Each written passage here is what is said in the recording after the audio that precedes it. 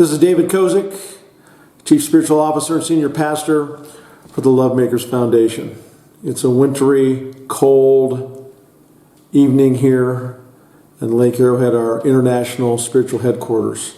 I'm filming a little bit early this week for our Friday 3/19 release because of some personal business. But the topic I'm discussing tonight and the title of the love message today is Love, the Meta Religion. When you look at the term meta religion, and it's all sort of goes with what LoveMakers is about. That is bringing love to the world as the major paradigm of behavior and standing in the world. A world of kindness, compassion, helping one another. A world where people live in a state of love and think beyond themselves into the betterment of their neighbor, of all people. Having courage for themselves to do what is right, to help harmonize, beautify, and enhance the world's abundance. So meta religion is part of what LoveMakers is about. It's part of the movement. Meta religion basically means a super system that combines all religions, that can operate at the God level, at an infinite God level, can operate at another level of the messengers of God, such as Jesus or Muhammad, or it can operate at your level, as your religion. It doesn't have to. But the point is, make love your ultimate reality. Because I know, and as I've told you over and over again, when you become love, you will connect with your highest source. For me, when I became love, I started connecting with God and an infinite energy that has made my life amazing. It has made all the difference in myself. John Keats wrote, "Love is my religion, I could die for it." And as I prepared for tonight's discussion, tonight's love message, I could feel the love out there because so many people have wanted and want currently to bring love to the world. Rumi wrote, "My religion is to live through love." In every religion there is love, yet love has no religion. Rumi knew, like I know, that love is the connecting device of all religion between God and you. It can also just be the religion between you and yourself. It can also be the religion or the practice between your religion and you and God. And one day I'm giving a class on discussing these nodes of intelligence, on how to tie it all together. But tonight, know that the greatest religion you can ever have throughout your entire existence is love. And that's by Abhijit Naskar, a brilliant young neuroscientist. Because he also wrote, like Albert Einstein mentioned, the religion of the future will be a cosmic religion. It should avoid a personal God and avoid dogma and theology. Now, I will say God can be personal and impersonal. God can be transcendent and immanent. God goes beyond your thought. Don't let your belief structure limit your definition of God or what love is. Because Einstein went on to say that covering both the natural and the spiritual, it should be based on a religious sense arising from the experience of all things natural and spiritual as meaningful unity. Love is unity. When you become love, when you speak of love, when you just act in love, what happens is you'll become unified either with yourself or with others, or with the universe or with God. Love and unity go together. Love is the way. But, I thought a lot about this because harmony doesn't merely come through tolerance. You have to have a transition, a transformation, so that just to tolerate is not enough. You have to go to a different level, because as Naskar says, toleration may make you a decent person, but it is love that makes you a true human being. Martin Luther King said, the only thing that can overcome hate is love. You have to change your paradigm. And that's what Love is the Meta religion does. It connects everything. Your religion, someone else's religion, all people, God and people, you and God, you and other people, you and yourself. Love is the Meta religion. Love is the practice that should be followed. Because as Naskar goes on to write, love is the only language known to all of humanity. Because I know, and I know that down deep you know, that your moments of love have been the greatest times in your life. But love connects all religions. If you look at the Christian religion, you know that love is the way. If you look at any statement, to love one another. Love, in 1 Corinthians 13, you'll find that the essence of Christianity is love. Because love is patient, love is kind, it does not envy, it does not boast, it is not proud, it is not rude, it is not self-seeking, it is not easily angered. Love always protects and trusts, always hopes and perseveres. And I've done a talk about love and perseverance, haven't I? Love goes on. Your act of love right in this moment goes on forever. My act of love to you right now in this video goes on forever. It resonates. But if you look at what Jesus said directly, he said in the Gospel of John, and the essence of Christianity is love. That's the great commandment, to love God, to love others as yourself. In the Gospel of John, Jesus also said, and I'll quote in the New International Version, that Jesus said to another command, to love one another as I have loved you, so that you must love one another. By this all men will know that you are my disciples, if you will love one another. And then it goes on to say, love your enemies.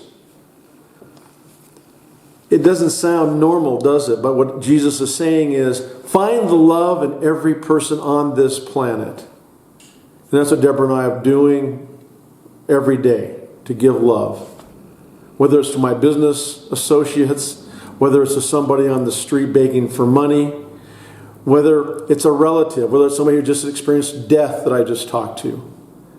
It's all about giving love.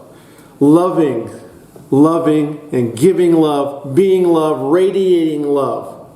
Because that is the reality. That is where we are headed. Years from now, people are going to look at this video this night in March of 2021 and say, yeah, that's where we are now. That love is the religion that connects us all. That love is the Meta religion. That love is the beauty of the world. And it goes on, and if you look at Islam and Muhammad, he tells his followers, love God, you'll be loved. A quote from Khan Abdul Ghaffar Khan, a peacemaker right around the time of Gandhi, said, my religion is truth, love and service to God and humanity. Every religion that has come into the world has brought the message of love and brotherhood. Those who are indifferent to the welfare of their fellow men, whose hearts are empty of love, they do not know the meaning of religion. And that's the problem. People don't live in love. As I speak to you, I know that you're living in love. That's why you're listening to this video. You are living in love. It's your duty to spread love. It's your challenge and your path to become love. Once you do, you'll be able to radiate love each and every second of your life, because you have a choice, one choice. Are you going to live in fear, in a fear-based paradigm, focused on just this material world, focused on what it is you want for yourself, focused on the fear that you have down deep inside? Or Is your paradigm going to be love? Are you going to make love your way? Are you going to make love your path? Are you going to develop kindness and faith and courage? Because people underestimate the power of love. Love, as I've mentioned a couple of times before, love will expand your awareness of the entire world. Love will expand your consciousness to a point where you will connect with your highest self. You will connect with God. But it will help you to see the love in everybody's heart that's there, even if it's buried. Alan Watts, the famous Zen Buddhist philosopher, talked about living in the present. Now, I will say that when you live in the present with the paradigm of love, that you will resonate something to experience the immediate beauty of what's happening in this second. Just like at this second, I'm experiencing incredible beauty and love. And it resonates. Doesn't matter where it goes, it's just going. But when you learn to live in the present moment and experience the beauty of each and every moment, you will eliminate duality. You will become one with your highest self. You will love. And if you look at Toni Morrison, she said basically ultimate freedom is choosing whom and what to love. And that's what Alan Watts is driving at. If you want complete and absolute freedom, live in the moment. And I say to you, live in love, and you will expand your consciousness to such a point that you will have and experience complete freedom. Love is God's gift to humankind. Love is my gift to you. At this moment, I pray and know that each and every one of us experiences love this moment. To live each moment in love, with the power of love, in the abundance of love, in the courage of love, in the giving and thanksgiving of love. I know and pray, and God help everyone this moment experience the power and beauty of love to bring forth abundance, joy, and happiness in their lives this moment and beyond, in every moment for the rest of their lives. So it is so, amen. I just want to do a final message. Living love also means forgiving. And I've seen things this week where I'm just shocked at the lack of forgiveness in this world. And I will urge you, and I think Deborah's big on this too, I will urge you to forgive. Whether it's a racial issue and you have been wronged for years, forgive. Whether somebody has taken all of your money and you're now destitute, forgive that person. You can go get your money. Use legal means to get your money, but forgive that person. Forgive your parents. Forgive your children. Forgive anybody who you think has wronged you. Because by not forgiving, all you're doing is hurting yourself and blocking love from your consciousness. Jesus was about living and so that we can all forgive our sins.